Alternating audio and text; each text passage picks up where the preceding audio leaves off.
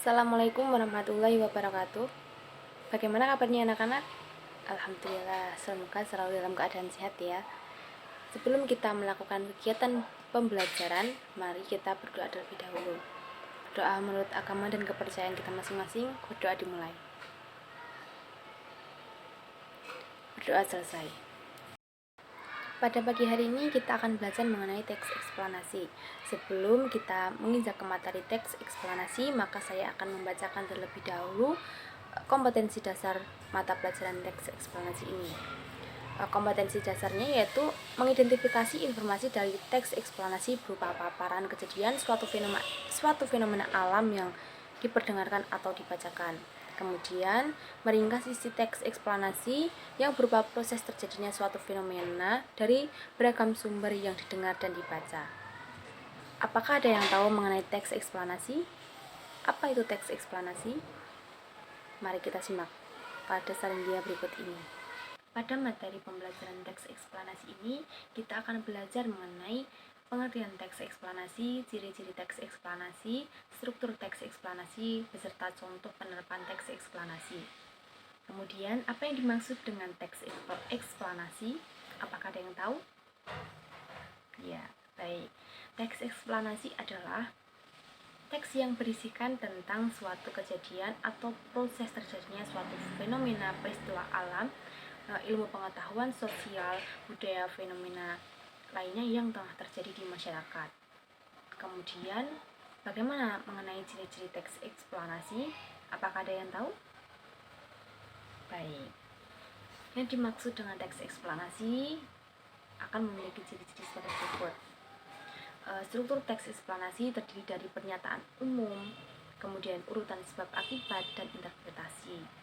Kemudian yang kedua yaitu informasi yang dimuat yaitu berdasarkan fakta di lapangan. Jadi kalau misalnya fenomena tersebut bencana alam, maka urut-urutan peristiwanya dijelaskan dengan fakta, sesuai fakta yang bagaimana terjadi di lapangannya.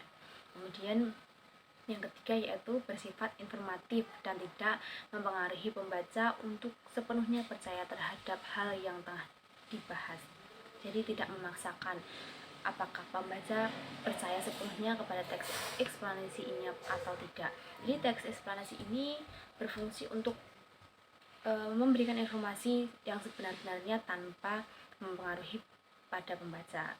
Kemudian yang keempat yaitu menggunakan urutan waktu, misalnya kemudian selanjutnya, berikutnya, atau menggunakan urut-urutan pertama, kedua, ketiga, dan lain sebagainya sebagai urut-urutan waktunya, sebagai memudahkan bagi pembaca mengenai urutan kejadian suatu peristiwa yang tengah terjadi.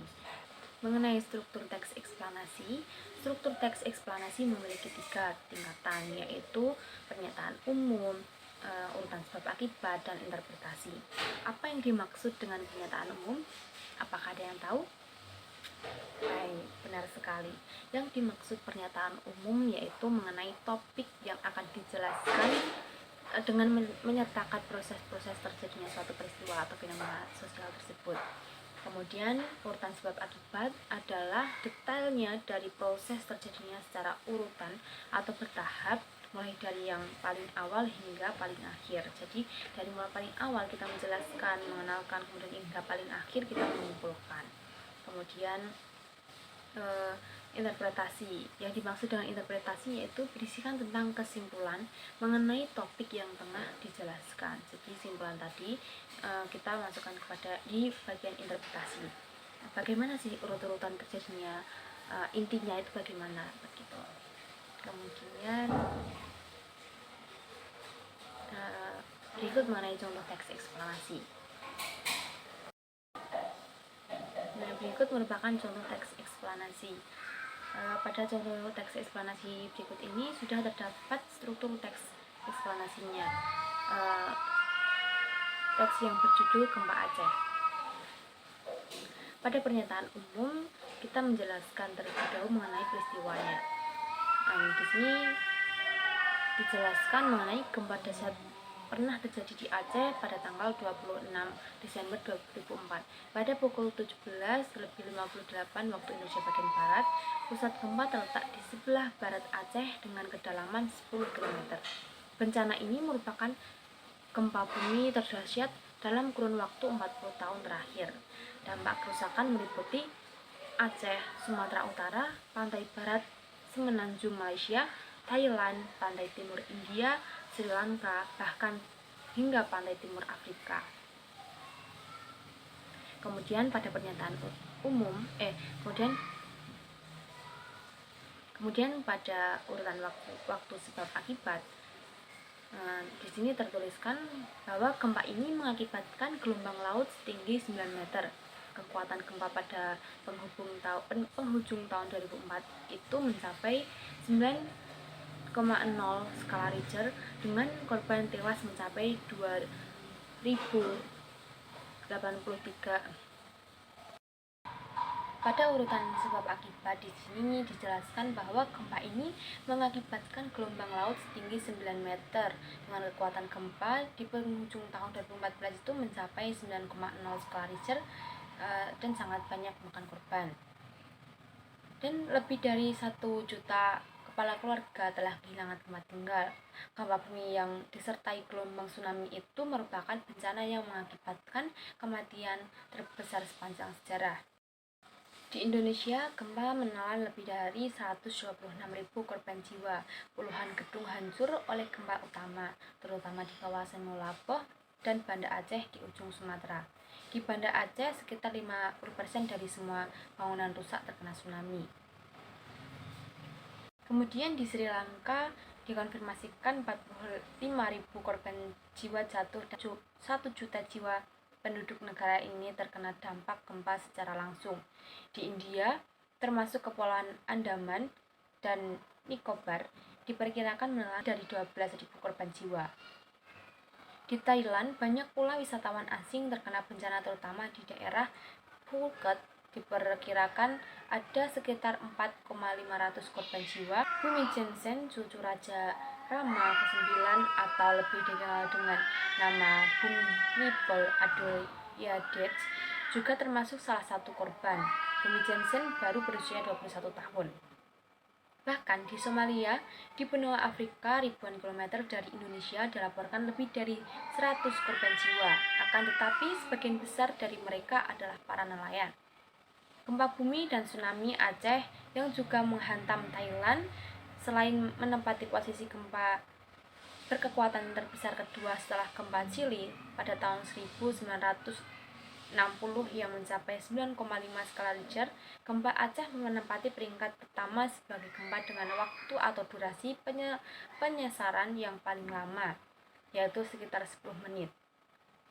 Gempa ini cukup besar untuk membuat seluruh bola bumi ikut bergetar. Pada bagian interpretasi, ini biasanya terletak di paragraf paling akhir, dan di sini dijelaskan bahwa gempa bumi dan tsunami Aceh yang juga menghantam Thailand, selain menempati posisi gempa berkekuatan terbesar kedua setelah gempa Chili pada tahun 1960 yang mencapai 9,5 skala Richter, gempa Aceh menempati peringkat pertama sebagai gempa yang waktu atau durasi penyesaran yang paling lama, yaitu sekitar 10 menit.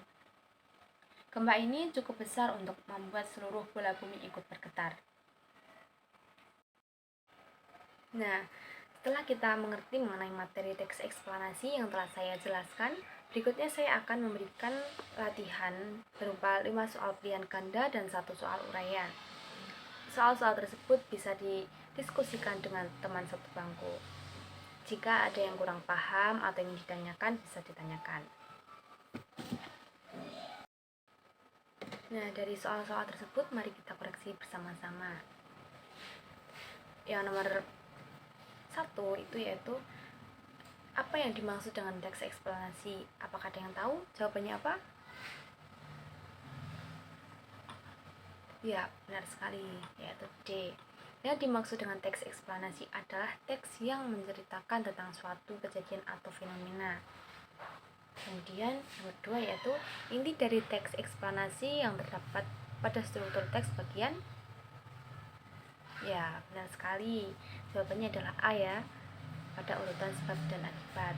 Kemudian ketiga, tahap pernyataan umum berisikan tentang, apakah ada yang tahu? Ya, benar sekali. Pada tahap pernyataan umum ini berisikan mengenai alasan penulis. Kemudian nomor 4, bacalah paragraf berikut ini.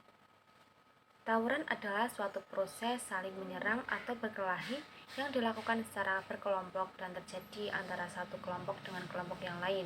Karena ada suatu permasalahan, tawuran tidak mengenal usia. Pihak-pihak yang terlibat tawuran bisa remaja, dewasa, bahkan anak-anak di bawah umur. Tawuran yang paling umum terjadi adalah tawuran antar pelajar. Pertanyaan pada soal tersebut adalah, perbaikan kalimat yang bercetak miring adalah, pada kalimat bercetak miring ini berbunyi, tawuran yang paling umum terjadi adalah merupakan tawuran antar pelajar. Jawaban yang benar pada nomor 4 ini adalah A ya. Tawuran yang paling umum terjadi adalah tawuran antar pelajar. Jadi pada kata adalah dan merupakan kata yang sama. Jadi kita menghilangkan salah satu saja, biar tidak pemeriksaan kata. Kemudian pada nomor 5 yaitu bacalah paragraf berikut ini.